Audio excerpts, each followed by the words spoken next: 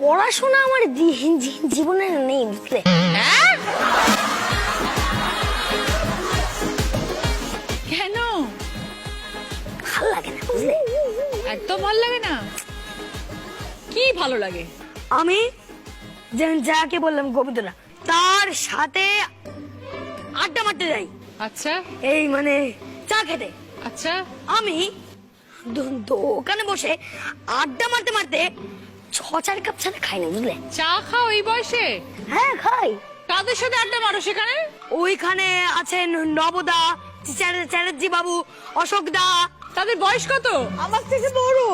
50-60 ওরকম হবে। এই যে 4-6 কাপ করে চা খাও, এই বিলটা কে দেয়? বিনা পয়সা। আরে ক্লোজ বন্ধু না। ক্লোজ বন্ধু তোমার সব দাদুরা? আচ্ছা আচ্ছা, এবার একটু দিদার সম্বন্ধে শুনি।